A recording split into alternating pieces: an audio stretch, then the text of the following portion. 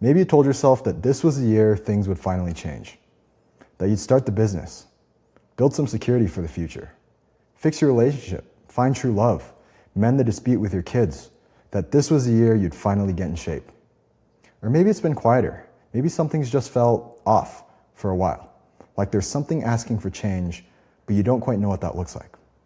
Wherever you find yourself, if you're watching this, it's probably because no matter what you've tried, it hasn't moved the things that matter. And I want to offer you a different perspective, something that goes against everything that we've been told by modern self-help culture. Because most people think changing their life is about doing more. So they add more morning routines, more strategies, more discipline, more productivity, more willpower. They journal, they meditate, they read the books, they cold plunge, they infrared sauna. But all they're really doing is trying to create a different life with the same identity that created the current one. Here's the truth. You can do all the right things, but if the underlying problem remains untouched, nothing meaningful is actually going to change. No matter how much you accomplish, the inner experience, the restlessness, the dissatisfaction, the emptiness will always show up the same.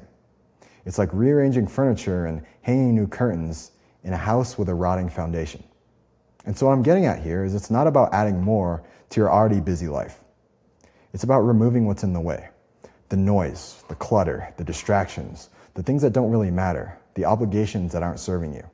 And most importantly, the beliefs and the emotions that are running the show below your conscious awareness that are secretly sabotaging you from getting the things that you want. I'm talking about the operating system that's become so deeply ingrained, it just feels like you at this point, like just the way life is. Take this example. Let's say you've made it a goal to go to the gym and work out every morning.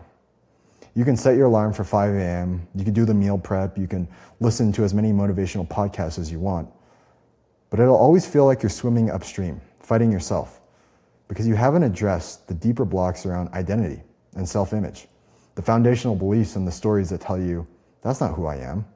I'm not healthy. I'm not attractive. I'm a lazy, worthless piece of shit. No one could ever love me. Now, I know that sounds harsh, but the reality is most of us have some form of that dialogue running beneath our conscious awareness in multiple areas of our life. And so what if, instead of trying to muster up more courage and more willpower, you could just go in and rewrite that code, change the operating system at the root, so that getting up early and working out and feeling good in your body just becomes what you want to do, the thing that feels natural to you instead of feeling like a chore, because that's who you now believe yourself to be. Now, I'm not saying don't work hard. That's not what I'm suggesting at all. Work ethic is incredibly valuable and important. But what I am saying is that it must be stacked on top of a stable foundation of self-worth and internal alignment. It can't be the thing itself. It sounds a bit backwards, but interestingly, when you change who you are at a structural level, working hard just becomes the natural thing that you want to do. It doesn't feel forced, because you care about life and you're not bracing for disappointment anymore and you want to go all in. The difference is, instead of feeling like a burden or an obligation, like something that sucks you dry and gives you anxiety, working hard and giving your all just feels like a natural expression of who you are. Now, I want to be clear here that this isn't about scrapping all your goals and avoiding real life. This is about pairing outer action with structured inner work, so that you get to where you want to be with more ease and less struggle. People always feel like stillness and inner work is somehow taking them away from the time that they could be using to pursue their real goals. But ironically, when you shift the structure that's been shaping everything else and stop blindly chasing what you think you want like a dog chasing its tail, people tend to hit their goals with much more ease and much more effortlessly. Because if we're being honest, it's never about the goal itself anyways. Nobody's goal is to work out and be healthy. It's to feel good in your own skin, to feel attractive, wanted, desirable. Nobody wants to make more money. They want to feel safety, security, stability about the future. You don't actually want success and all the accomplishments that society tells you you should want. You want to feel like you're something, that you're enough, that you matter, and that you're worthy of being loved. So in other words, getting what you want out of life is not about doing more. It's about becoming the person who does those things naturally, by being an architect and a conscious creator of your own inner world and letting the results follow naturally. Because when you change who you are and how you show up, life has no choice but to reflect that back to you. That's how reality works. The physical universe is just a big mirror reflecting back to you what's going on inside of you so that you could see yourself more clearly. And when you look at it this way, your life starts to make a whole lot more sense. Now, this isn't a judgment or a condemnation in any way.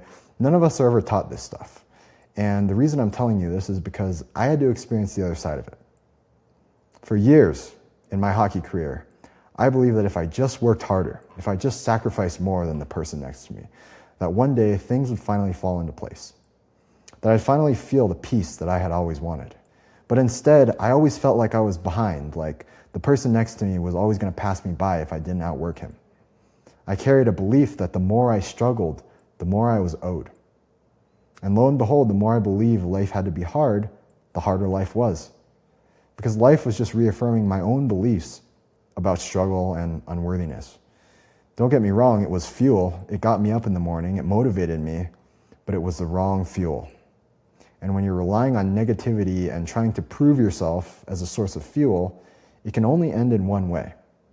You end up more unhappy, more depleted, and more disconnected from yourself, just like I did. And I don't want that to be you, because life is meant to be fun. The experience of your own growth and transformation, it's meant to be exciting. And if you're watching this, I can tell you right now, it's not due to a lack of effort or care or intelligence. You have all of those things. I have seen and studied how humans actually change, and I can tell you that pushing harder and forcing outcomes can appear to work for a short time, and it's put on a pedestal in our culture, but it's temporary at best and self-destructive at worst. I think it's no coincidence that the people who build their entire identity or career around proving that they've had to overcome the most, or that they're the toughest and the grittiest, or who carry their busyness like some sort of status symbol, tend to be the ones who age the quickest and who end up the most isolated, unhappy, resentful in the end. While the people who laugh and play and don't take life too seriously tend to have this magnetic, childlike energy that makes them feel almost timeless and makes other people almost a bit envious because everything seems to just work out. So I guess what I'm saying with all of this is that you don't want what you think you want. You don't want the thing. You don't want the money. You don't want success. You don't want the person who you're convinced will fix you and make you complete. You want the feeling that you think the thing will bring you. You want to feel loved. You want to feel connected. You want to feel enough, like you're worthy of the things you desire. You want to be at ease. You want to stop being at war with yourself and constantly having to manage your life. You want to come home to yourself, to live the life you came here to live and be who you truly are. So if this sounds like what you've always wanted, but maybe haven't been able to put words to, this is what I help people find. I work with a small number of people at a time, one-on-one. You can apply on my website or reach out directly if you just want to start a conversation. And if you're interested in a more comprehensive outline of how this process works, including a guided exercise that I walk you through to help you get to the core of some of your own patterns, I put everything into a written guide called The Architecture of Change. It's $17, and you can learn more on my website. Or if you're just looking for a more gentle, low-stakes entry point into this work, you can check out some of the other free guides and resources I have on my website as well. The links for all of these will be down in the description below. With that, thanks so much for watching. Thanks for bettering yourself. Thanks for contributing to a more harmonious world. And I hope, if anything, this has helped you put a finger on what it is you actually want. That pot of gold at the end of the rainbow that we're all chasing in different ways, but that always feels just out of reach, no matter how much you accomplish. I'm here to tell you that it's available and that it's possible for you. I'll see you there.